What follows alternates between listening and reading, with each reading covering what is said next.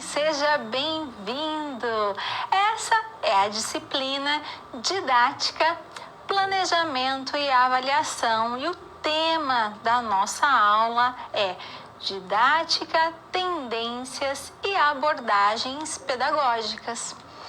Eu sou a professora Tatiane Jardim, tenho grande prazer em dar início a esta disciplina tão importante para a prática docente. Falar sobre tendências pedagógicas, planejamento, avaliação é algo fundamental, é algo importantíssimo para o trabalho que será desenvolvido em sala de aula, para a compreensão do processo educacional, do processo de ensino e aprendizagem. Tenho certeza que você vai gostar dessa disciplina, dos estudos oportunizados por meio dela e principalmente perceber alguns aspectos relacionados a conceitos que talvez você nunca havia se atentado antes. Eu convido você a acompanhar a contextualização desta aula. Então, falamos de modo geral o que estudaremos ao longo dessa disciplina, mas a contextualização específica desta aula refere-se concepções de educação, a conceitos importantíssimos como ensino, pedagogia, didática, suas relações com o trabalho pedagógico. Então, esses conceitos, eles serão importantíssimos para o trabalho a ser desenvolvido. Também veremos pressupostos teóricos, históricos, filosóficos e sociais da didática. Então, quais são os referenciais teóricos que nos ajudarão a perceber teorias que irão auxiliar a prática? Então, teremos a oportunidade de refletir sobre algo que está completamente direcionado à prática. Então, não é a teoria tem um aspecto específico que está distante da prática. Não, teoria precisa se articular com a prática. No quadro, acompanhe ainda. Teremos, então, a reflexão sobre as abordagens liberais, considerando, assim, a abordagem tradicional, escola novista e tecnicista, e as progressistas, por meio das reflexões da abordagem libertadora e histórico-crítica. Também discutiremos sobre algo importantíssimo, que é a profissionalização docente, isto é, teremos então referenciais bibliográficos que nos ajudarão a perceber a importância de uma boa formação inicial e também da formação continuada. Afinal de contas, precisamos sempre atualizar os nossos conhecimentos. Mesmo quando temos uma prática docente já grande por muitos anos, é necessário sempre atualizar-se. Então, as reflexões que realizamos aqui são fundamentais para a sua formação inicial. São importantes para o trabalho a ser desenvolvido em sala de aula, vão te ajudar a perceber aspectos que estão vinculados a algumas ações que o professor desenvolve em sala de aula. Será que o professor tem uma postura mais tradicional? Então, qual tendência pedagógica está vinculada a esta postura? E essa reflexão ela é necessária porque o nosso objetivo é oportunizar ao aluno momentos significativos de aprendizagem. Então, tenho certeza que você vai gostar de estudar um pouco mais sobre cada conceito.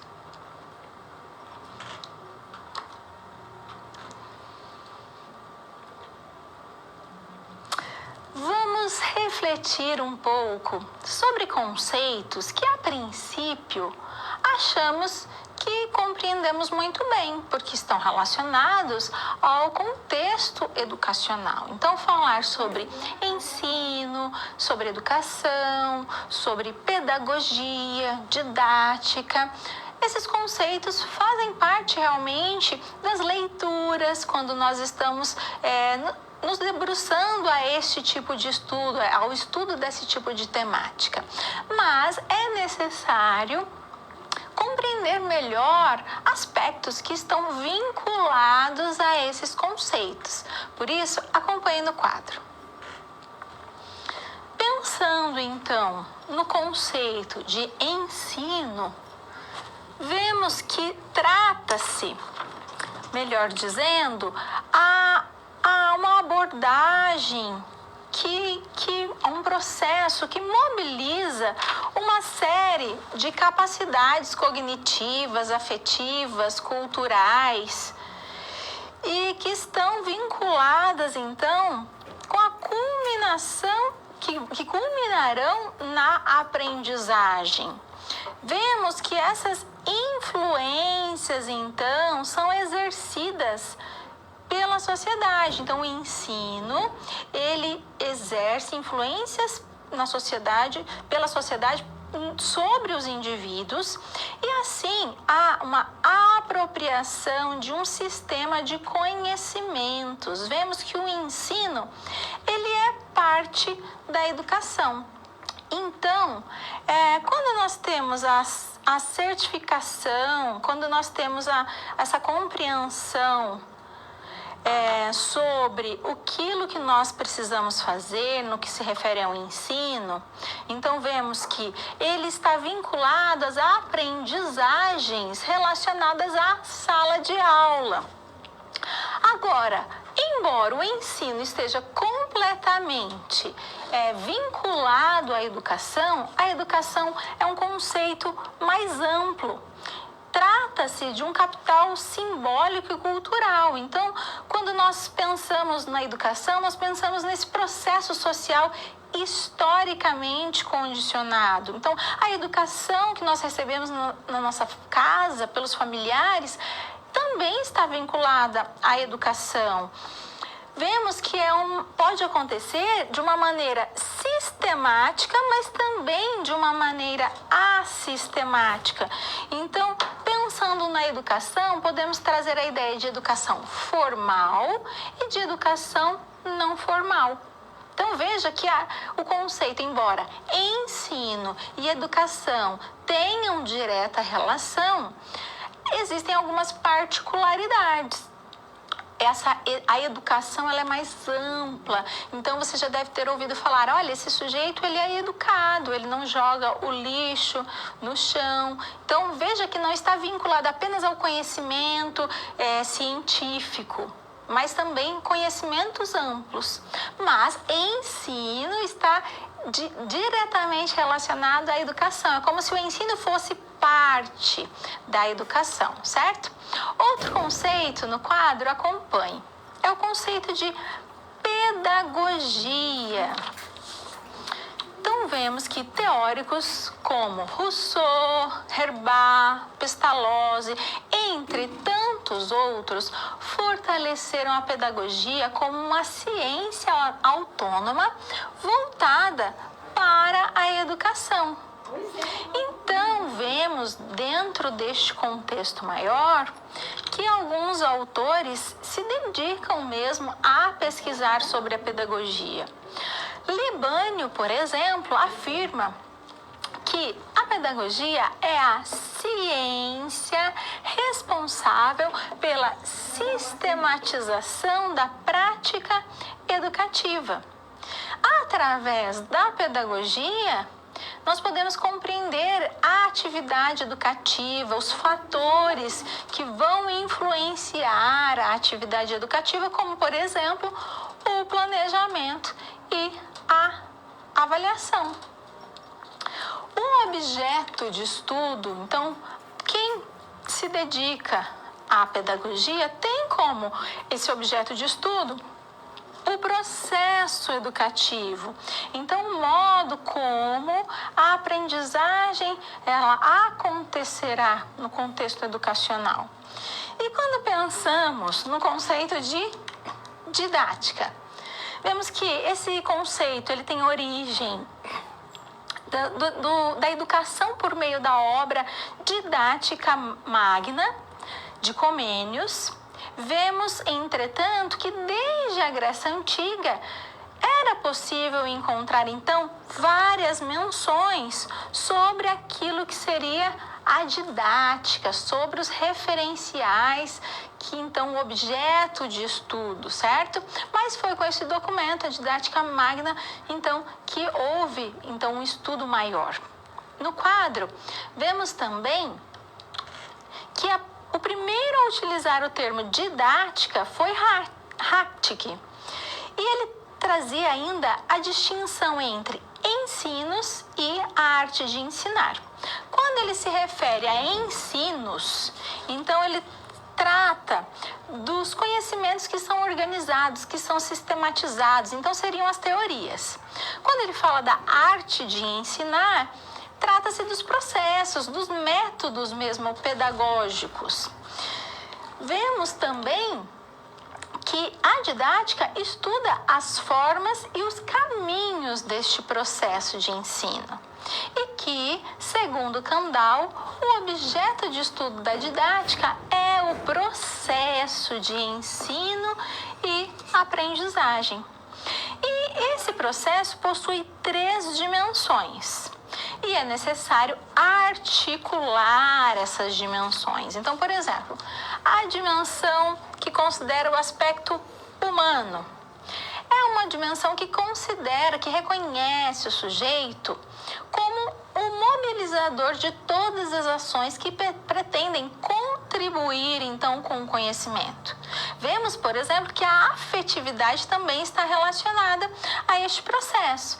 Considerando a dimensão técnica, vemos que está vinculada à mobilização que será realizada para a elaboração do planejamento, para propiciar as melhores condições de aprendizagem. Também vemos a dimensão político-social, que vai perpassar todo o processo de aprendizagem e que vai apontar a necessidade de reflexão específica sobre este contexto. Então, veja que esses conceitos, eles se articulam, eles são bastante importantes para o trabalho que será desenvolvido futuramente na sala de aula.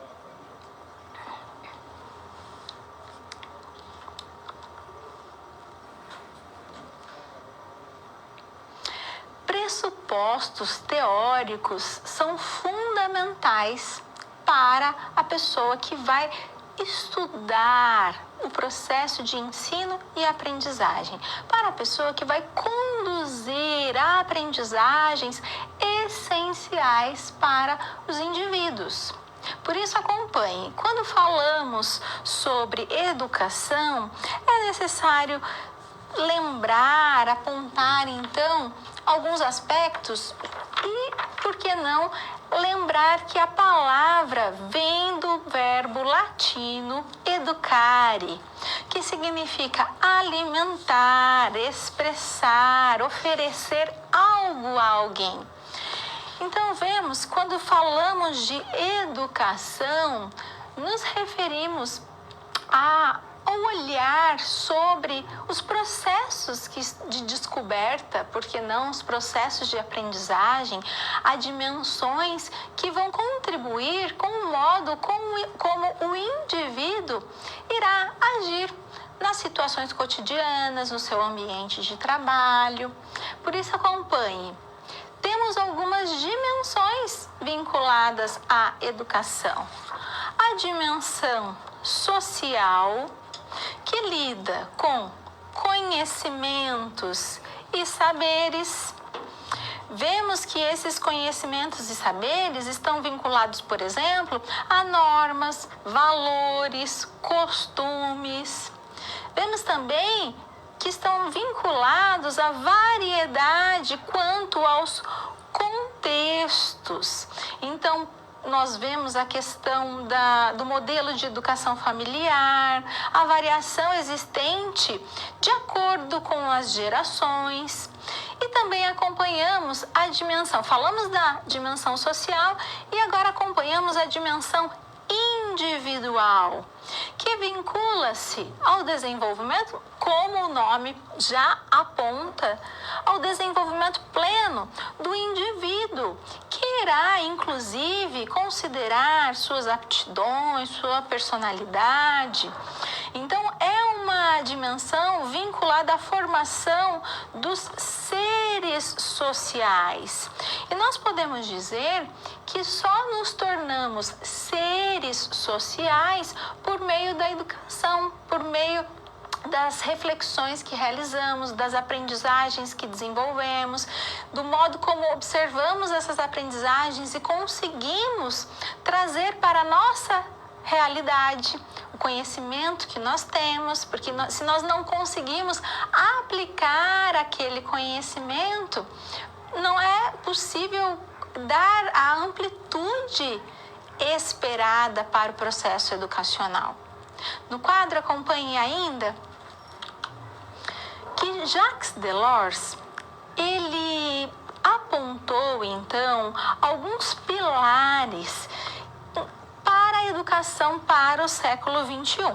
Inclusive, esses pilares, eles foram adotados pela Unesco, foi uma concepção adotada pela Unesco. Então, vemos, a educação para o século XXI, dizia ele, exige que sejamos capazes de repensar o fazer pedagógico e suas múltiplas dimensões. Então, esse fazer pedagógico não é um fazer simples, onde vamos seguir uma receita única sobre aquilo que precisa ser feito, apenas uma dimensão técnica. Não, existem múltiplas dimensões vinculadas a este processo.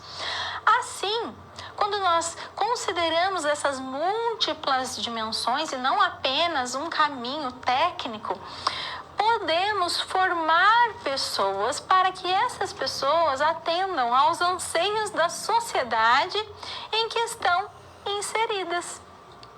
Então, destina-se, podemos dizer assim, a uma formação integral que não está vinculada apenas a conteúdos disciplinares, mas sim uma formação global que deseja, que almeja atender todas as necessidades do indivíduo.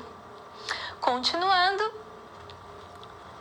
vemos que Delors apontou 4 pilares. Vamos conhecer esses pilares porque eles são importantíssimos.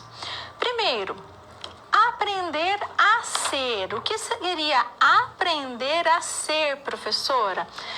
Esse pilar está vinculado com a preocupação com a formação do indivíduo, com o desenvolvimento da autonomia desse indivíduo.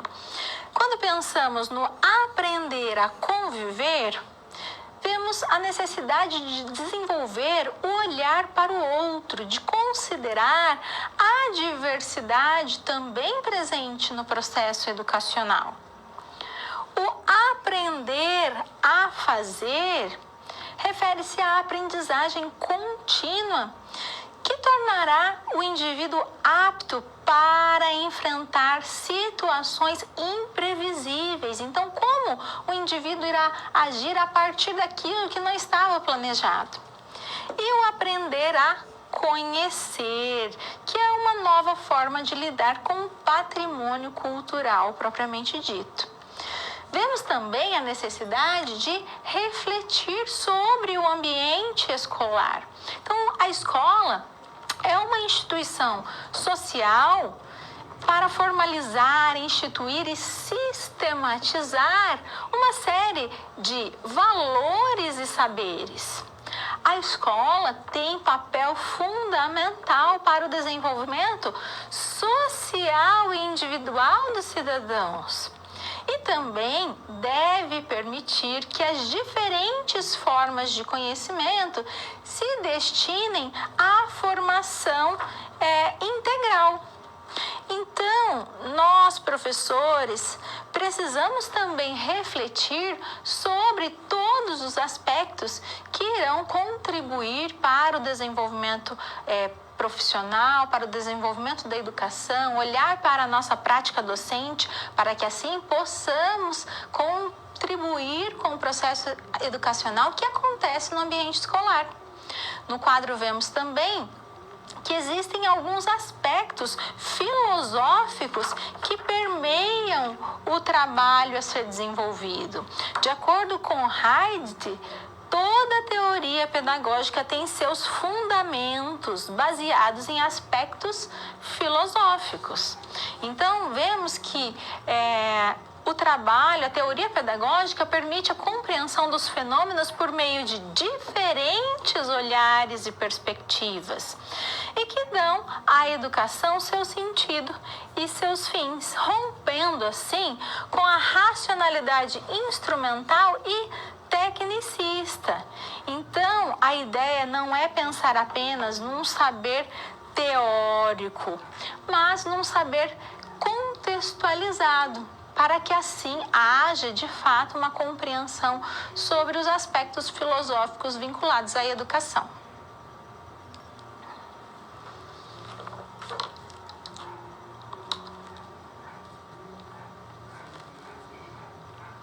Existem algumas concepções que nos ajudam a olhar para a educação e pensar sobre como o processo educacional será conduzido. Vamos ao quadro? Veja, existem alguns constituintes que estão vinculados ao processo de ensino e aprendizagem. Temos o saber, certo? Então, vemos aqui um triângulo didático-pedagógico, podemos dizer assim. Temos o aluno e temos o professor. Então, o processo de ensino e aprendizagem aborda esses constituintes.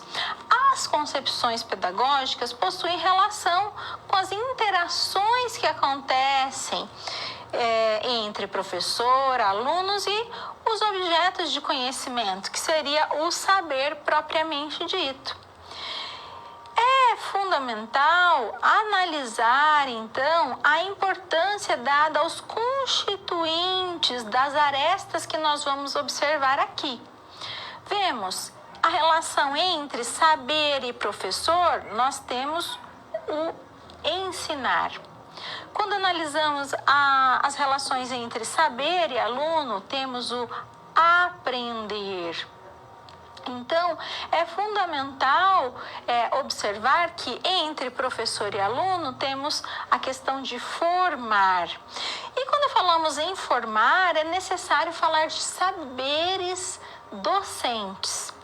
Tardif aponta, então, saberes docentes que constituem a prática do professor.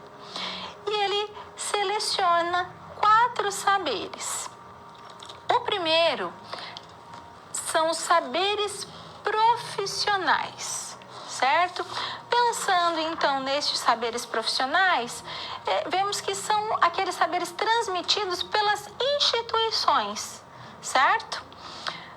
Os saberes disciplinares, como o próprio nome já nos indica, estão relacionados a conhecimentos, saberes específicos das disciplinas, das diferentes áreas de conhecimento. Temos também os saberes curriculares, vinculados aos currículos, aos programas que serão seguidos especificamente. E também há saberes experienciais, que emergem da prática profissional e são vinculados pela prática, que são aqueles saberes que o professor terá no exercício do seu trabalho. Então, um professor que tem já 20 anos de carreira, ele já passou por algumas experiências, já passou por algumas situações que ele teve que sair daquele esquema que foi organizado no planejamento, ele teve que improvisar, e o sentido de improvisar não no sentido negativo, então, ele não planejou a aula e chegou lá e foi improvisar, não, mas o improvisar demonstrando uma ação flexível. Porque o professor, ao identificar uma necessidade, ele percebe que aquilo que foi planejado, por exemplo, não será ideal para aquela realidade, para a dúvida que os alunos apresentaram, as dificuldades que chegaram.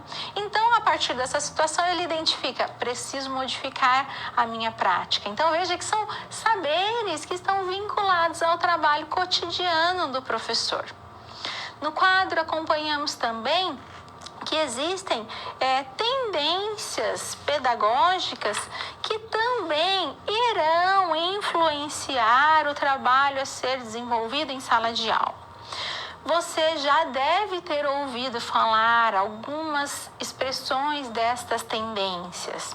De acordo com Saviani e Libânio, vemos que o foco das tendências é diretamente o modo como o trabalho será desenvolvido em sala de aula. Então, veja, considerando as tendências liberais, vemos que a aprendizagem ela é mecânica e há resquícios, então, há uma postura, melhor dizendo, autoritária.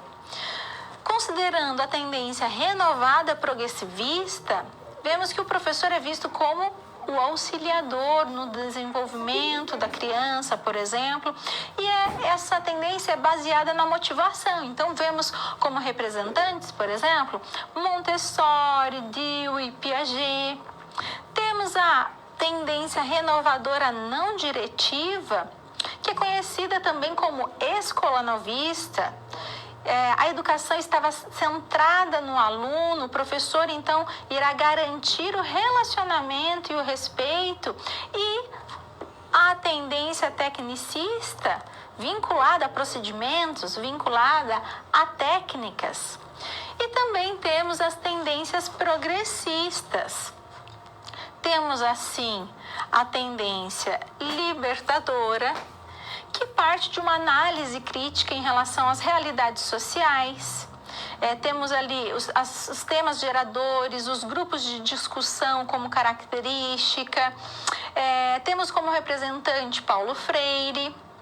Também a tendência libertária, que vincula, então, esse olhar. Agora, essa que sim, que tem o referencial de Paulo Freire.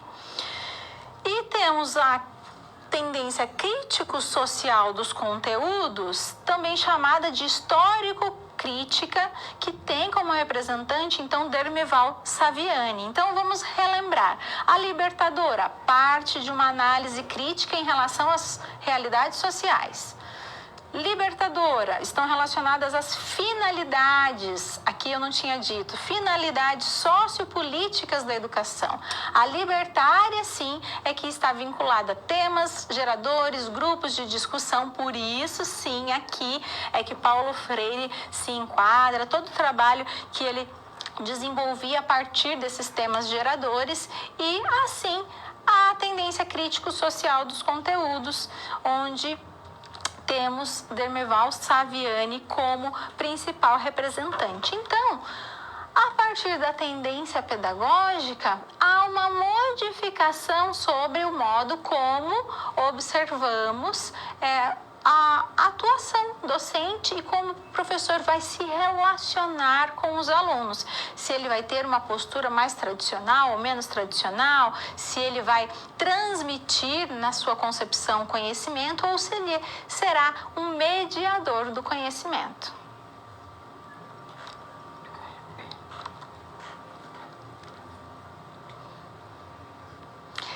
Temos agora uma situação problema. Poderemos então refletir sobre uma prática que pode acontecer em qualquer contexto educacional. Por que é importante refletir sobre uma situação-problema? Porque no nosso cotidiano, nossa atuação enquanto docentes, teremos que desenvolver rapidamente ali o olhar sobre uma situação, sobre um problema e pensar a partir do conhecimento teórico, a partir das nossas práticas, o que será feito, o que pode ser feito para resolver essa situação específica. Por isso, acompanhe. A coordenadora Ana atua em uma instituição de ensino de uma grande cidade e escolheu como temática focal para o planejamento do ano letivo a consolidação da proposta pedagógica. E para isso, ela passou a instigar seus professores a refletirem sobre sua prática. O desejo da gestora é levar seus professores a perceberem o papel exercido pela didática dentro do contexto de produção do conhecimento. E assim, a partir dessa apresentação, nós podemos pensar como nós reconhecemos a didática nessa construção de conhecimento, já que a didática se destina ao processo de produção de conhecimento e ao processo de ensino. Pensando nesta problematização, temos então duas perguntas norteadoras. Como a didática pode ser uma praxis, então trazendo a ideia de prática ligada a uma reflexão sobre essa prática, como a didática pode ser uma praxis transformadora para posturas autoritárias relacionadas ao ensino tradicional? Então, lembrando, no ensino tradicional, o professor é considerado como um sujeito do processo de aprendizagem. Então, seria como se ele fosse o grande detentor do conhecimento e o aluno recebesse aquele conhecimento de modo passivo, sem reflexão, certo? Por isso é que há essa ideia de como a didática pode contribuir neste processo. No quadro, acompanha ainda a outra pergunta. Como as variadas definições de didática norteiam o trabalho cotidiano do professor, porque essas reflexões, elas vão nos ajudar a perceber que a didática vai além do aspecto técnico, que possui outras interfaces, outras dimensões. E assim, pensando na resolução dessa situação, vemos que as práticas repressoras ainda são presentes em nossas aulas, nossas salas de aula. Você pode dizer, não, professora, mas hoje as concepções foram modificadas, mas ainda podemos encontrar essas práticas.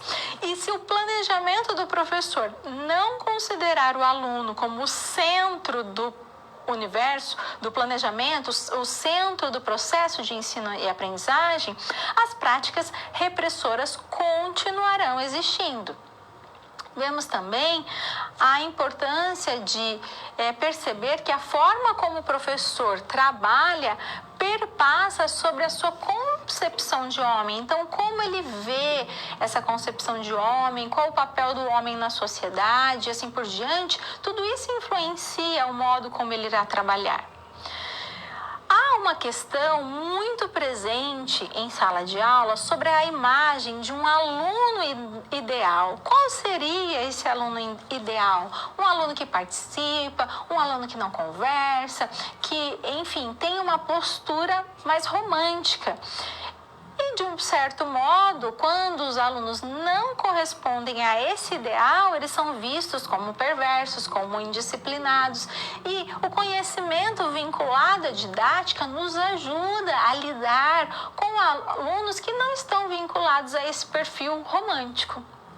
Vemos assim que a didática é multidimensional, ela implica compreender saber que apresenta as dimensões técnica, humana e político-social, e que essas dimensões se articulam. Então veja a necessidade de refletir sobre vários aspectos políticos, históricos, sociológicos, que irão sim influenciar o trabalho a ser desenvolvido em sala de aula.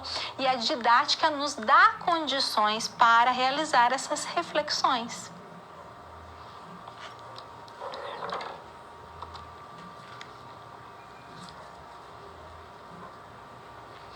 Temos nosso momento de interação, por isso peço para você acompanhar no quadro. Nós vamos ter um momento para refletir sobre um trecho de uma música, a música Another Brick in the Wall, da banda Pink Floyd, que, depois de traduzido, tem a seguinte afirmação: nós não precisamos de educação, não precisamos de controle mental. Chega de humor negro na sala de aula. Ei, professores, deixem essas crianças em paz. Olha que forte esta fala. Então, eu quero que você reflita sobre qual concepção, então, eles estão fazendo uma crítica. Envie a sua contribuição e daqui a pouco eu volto.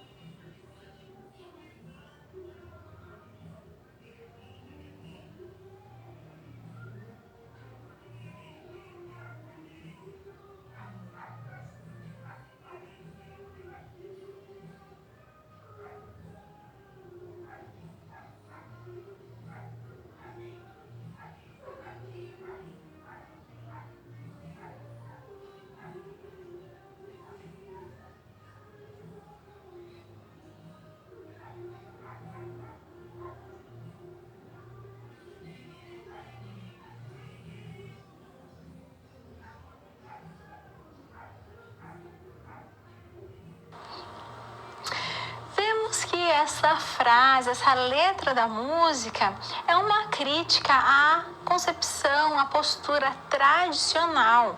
Aquela postura que muitas vezes desconsidera o que o aluno pensa, o que o aluno sente. Vamos ler novamente a frase? Nós não precisamos de educação, não precisamos de controle mental. Quando eles apresentam aqui essa palavra, controle mental, a ideia de que o professor é aquele que manda, é aquela pessoa, o ser autoritário, que passa, que transmite, então, aquilo que ele pensa. E muitas vezes, aquela prática tradicional, era de fato possível encontrar professores com certo humor negro, que riam das crianças, principalmente aquelas que apresentavam alguma dificuldade. Por isso, deixem essas crianças em paz. Mas é necessário olharmos para uma nova forma de educar, uma maneira de considerar as vivências dos alunos, os interesses dos alunos, considerar que nós, enquanto professores, não somos detentores de todo e qualquer saber. Somos sim mais experientes, temos conhecimentos vinculados à área, mas que a troca ali que acontece em sala de aula ela é bastante significativa. Então, eu preciso respeitar o meu aluno, eu preciso ajudar este aluno a se desenvolver e a expressar-se. Então, essa crítica é justamente por conta dessa postura tradicional que nós ainda podemos encontrar em sala de aula.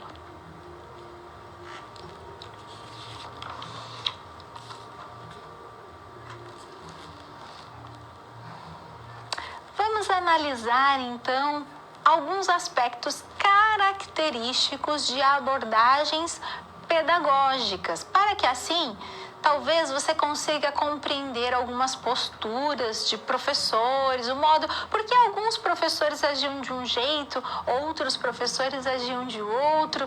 Talvez você identifique aqui algumas características. Acompanhe no quadro. Primeiro, vale esclarecer que o livro da disciplina tem como autora a Maria da Graça Nicolette Mizukami.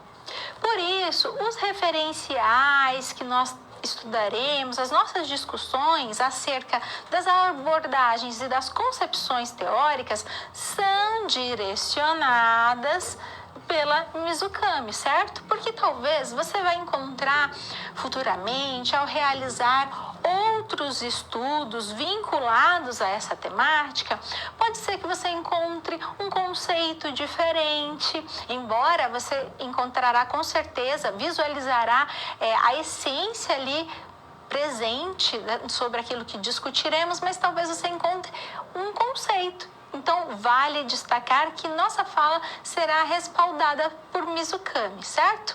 No quadro acompanhe ainda que é importante perceber que as abordagens pedagógicas, elas nos propõem, então, um olhar sobre a mudança dos valores e das formas de organização da sociedade.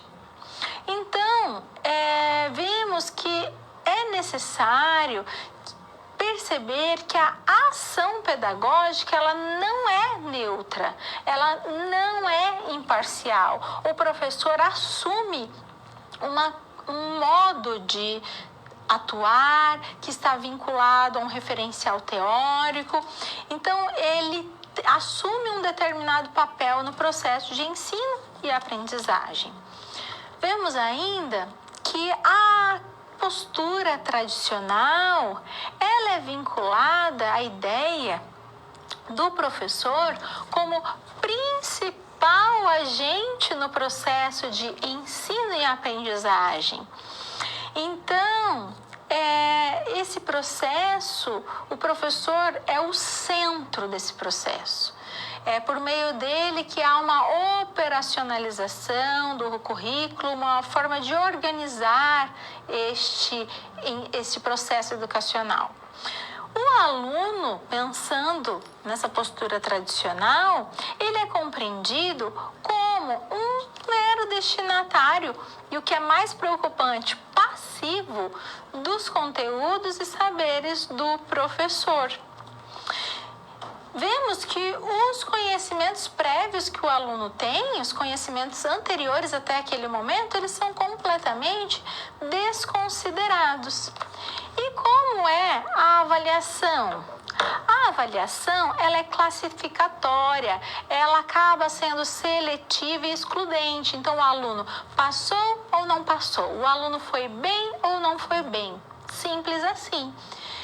E há algo direto sobre esse aspecto, certo? Quando nós observamos uma outra concepção, acompanhe, vemos que a ideia dessa concepção comportamentalista, ela está vinculada ao professor como responsável, sim, por organizar práticas e vivências de forma sistematizada.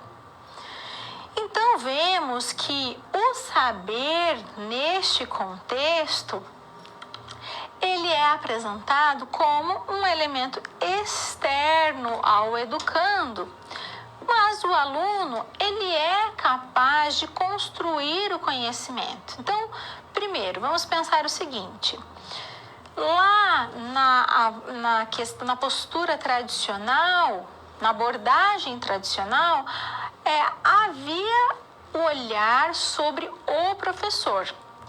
E o movimento que era muito contrário à educação tradicional, que talvez você já deve ter ouvido falar da Escola Nova, do Manifesto dos Pioneiros. O Manifesto dos Pioneiros, ele tinha o objetivo de fazer com que o aluno fosse o centro do processo de ensino-aprendizagem. Então, se temos ali na concepção tradicional o professor como centro, temos na concepção vinculado ao movimento da Escola Nova, esse desejo. Não, o aluno precisa ser o processo, ele tem que ter uma postura ativa. No quadro, vemos que esse movimento, então, do Manifesto dos Pioneiros, movimento escola novista, ele propunha, então, que existissem discussões.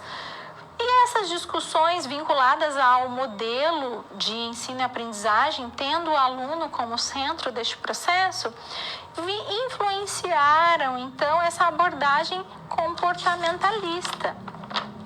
Então, vemos assim que a avaliação neste contexto, ela é processual e somativa. Então, só pelo fato de dizer que ela é processual, você já percebe que a palavra processo está relacionada. Então, o considerar processo eu preciso acompanhar o desenvolvimento desse aluno no início, ao longo do processo e ao final do processo. E não simplesmente dizer se ele está apto ou não está apto, se ele foi bem, se ele não foi bem.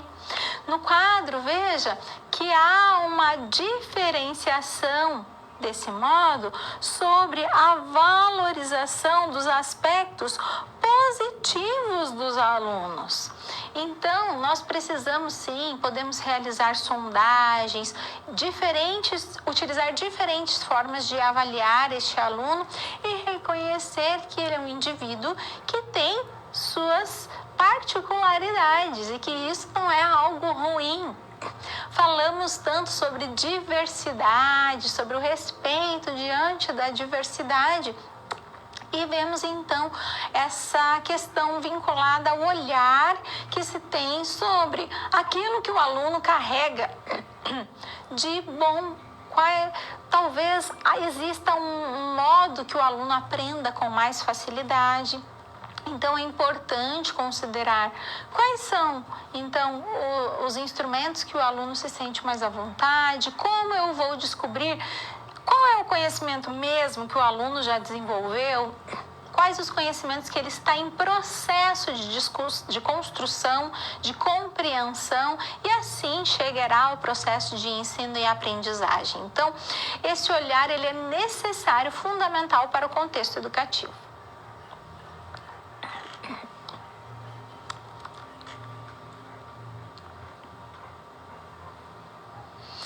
Vamos conhecer mais alguns aspectos vinculados a abordagens pedagógicas. Vamos, acompanhe no quadro. Quando consideramos a abordagem humanista, vemos que o sujeito é considerado como o centro do conhecimento. Então, não é mais aquela visão de que o professor é o centro do processo de ensino-aprendizagem. O sujeito, ele tem que ser... Então, a palavra humanista também já aponta que essa abordagem propõe que a relação entre professor e aluno não pode ser autoritária. É necessário deixar de ser autoritário e passar a ser participativa. Oportunizar, então, se tornar democrática. O professor é o facilitador da construção do conhecimento. E esse conhecimento, ele é fruto de ressignificação das experiências individuais e pessoais.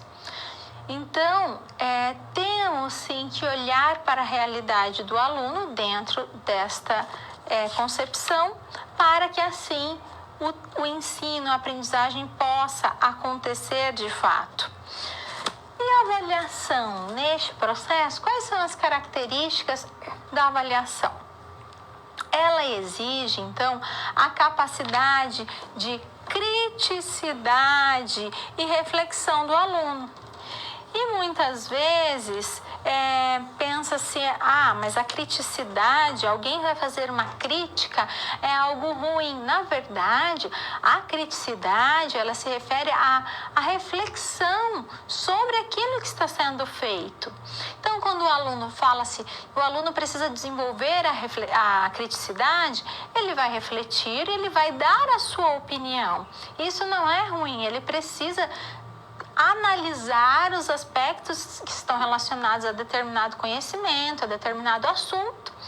A partir da sua análise, dar a sua opinião, e essa opinião também vai influenciar, quem sabe, a reflexão de outras pessoas.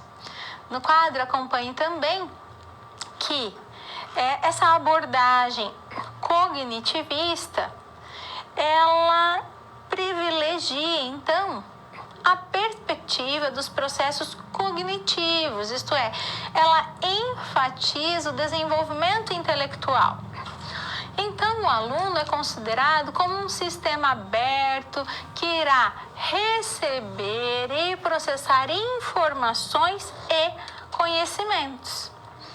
Vemos assim que o professor faz o quê? A mediação, uma palavra que é muito encontrada em referenciais que vão falar sobre o trabalho pedagógico, o trabalho do professor. Então, o professor faz a mediação de um conjunto de práticas. E pensando assim na avaliação, como será que a avaliação é vista? Ela privilegia aspectos qualitativos que são validados por uma variedade de instrumentos. Então, desse modo, observamos que esses instrumentos referem-se, por exemplo, a um teste, um trabalho, não é? Um trabalho escrito, uma redação, uma pesquisa, uma prova subjetiva, uma prova objetiva. Então, essa diversidade de instrumentos está presente nesse sentido. No quadro, acompanhe também que a abordagem sociocultural, então, ela tem, então, esse viés a partir do modelo de mudança de postura. A produção do conhecimento é centrada no aluno enquanto sujeito histórico-social-político. Vemos assim que a mediação, ela é vista como um processo que exige horizontalidade nas relações entre professores e alunos, pois é a ação dialógica e dialética. Então, dialógica, que está vinculada à conversa. Então, professor e aluno precisam conversar. Dialética, porque ela está relacionada com a contradição de princípios. Então, quando uma pessoa tem uma ideia e a outra pessoa tem outra, tem opiniões diferentes sobre o mesmo assunto, e há essa possibilidade de dialogar sem discussão, sem um se irritar com o outro. Então, veja que essa horizontalidade, ela é, de fato, necessária. Essa abordagem sociocultural também é chamada de histórico-crítica. ou libertária. Então, vemos que a avaliação, nesse contexto, é compreendida como uma perspectiva formativa, como uma perspectiva processual, que não vai se preocupar apenas com o resultado, mas sim com todo o processo, certo? Então, pensar nessa avaliação processual que considera, por exemplo, os mínimos avanços que o aluno tem. Então, ele pode não ter alcançado aquilo que se esperava, mas ele teve avanços? Teve. Ele conseguiu, então, evoluir se comparado com o aspecto anterior, com o modo como ele compreendia aquele determinado assunto, aquele determinado conceito? Sim. Então, continuaremos trabalhando para que ele tenha condições de evoluir ainda mais. Então, a ideia não é simplesmente, ele não chegou até aqui, olha, nós gostaríamos de chegar até aqui. Ok, ele não chegou. Ele chegou até aqui. Então, o que faremos? Então, continuaremos olhando para esse indivíduo, para suas necessidades, buscando, então, formas de contribuir com o seu desenvolvimento, certo? Então, essas reflexões, elas são necessárias.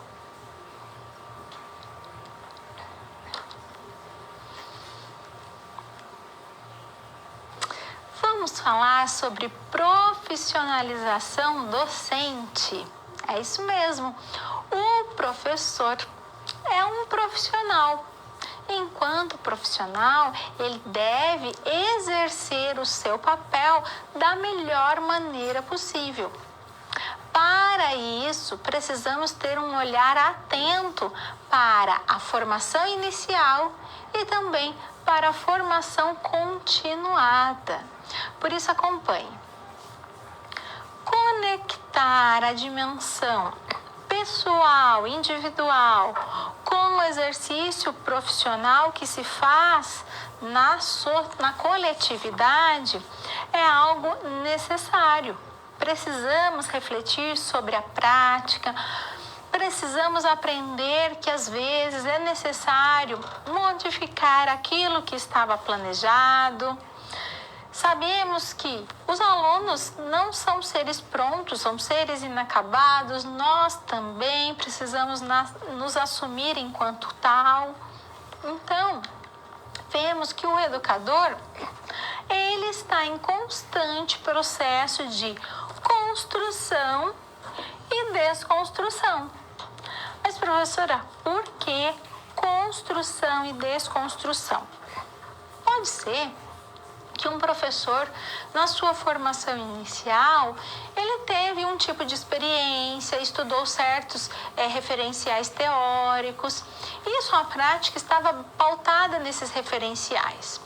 Com o passar dos anos, com as trocas que ele realiza com outros professores, com as leituras que ele continua fazendo, os estudos que ele realiza, ele pode perceber que aquela atuação que ele tinha, ela não está tão adequada à realidade que ele tem. Pode ser que no passado ela era apropriada, mas que para o momento presente, para aqueles alunos que ele atua, não seja uma prática tão interessante. E ele pode mudar de ideia. Não significa que ele começou a atuar de uma maneira, ele tem que ir até o final da sua carreira docente agindo da mesma maneira. Então, isso também tem que ser visto como algo positivo, essa possibilidade de mudar de ideia, de conhecer novos procedimentos, novos referenciais e assim por diante. Por isso, no quadro, acompanhe. Essa questão estava vinculada a essa ideia de construção e desconstrução. Vemos também que a formação docente está presente nas legislações, como o artigo 62 da LDB, que é um artigo de extrema relevância para a formação inicial e continuada e que tem uma vinculação com os entes federados no sentido de uma colaboração. Então, é possível termos formação numa instância federal, numa instância municipal e assim por diante. Vemos assim que esse artigo 62, ele está apresentado na LDB 93/94, de 20 de dezembro de 1996, e que diz que a formação de docentes para atuar na educação básica far-se-á em nível superior, em curso de licenciatura plena, admitida como formação mínima para o exercício do magistério na educação infantil nos 5 primeiros anos do ensino fundamental. E vemos, inclusive, que os currículos desses cursos de formação docente terão por referência a Base Nacional Comum Curricular. Assim, vemos que a formação docente, ela não irá acontecer em um único espaço. Ela ocorre em diferentes espaços, perpassa mudanças culturais, políticas, econômicas, sociais. Vemos que a escola é um locus, um lugar privilegiado para reflexões, para transformações, para trocas. Por isso, a sua própria experiência está vinculada à sua formação continuada. É na escola que a prática propriamente dita ela acontece. Nós podemos considerar esse locus, então, como a sala de aula, como as reuniões entre os professores, o conselho de classe, as reuniões de pais e professores. Vemos que a formação inicial, ela tem algumas características. Ela está formada por competências e habilidades que são essenciais para o exercício da atividade docente, e ela tem também a compreensão sobre a necessidade de uma formação basilar. Quais são os conhecimentos básicos que irão fundamentar a atuação do professor?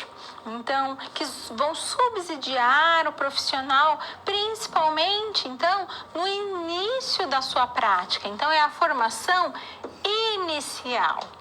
Agora, quando nós falamos sobre a formação continuada, ela se refere a uma ampliação dos conhecimentos que foram adquiridos aqui na formação inicial. Ela também é chamada de formação em serviço. Então, vemos que há necessidade de ampliar a compreensão sobre as competências profissionais e que, assim, teremos a possibilidade de permitir uma maior profissionalização docente. Então, há uma seriedade no trabalho a ser desenvolvido, há uma importância do trabalho desenvolvido. E existem alguns pontos considerados como essenciais no processo de formação continuada.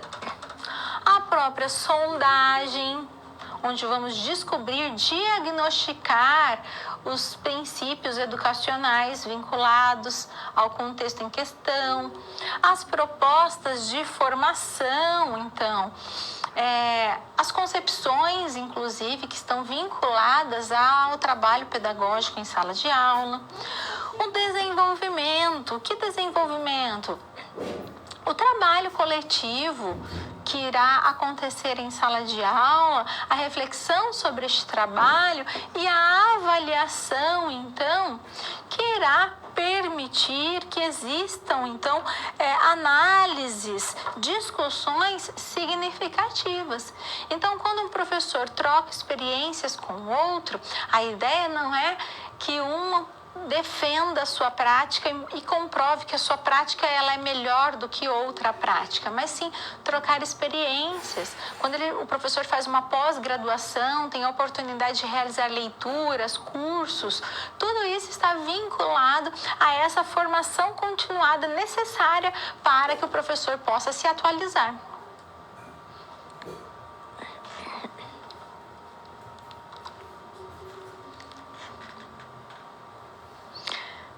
temos uma situação problema, precisamos analisar essa situação problema, imaginar que estamos ali naquele contexto, um contexto educacional onde pessoas, professores, tentam assumir então concepções, tendências distintas.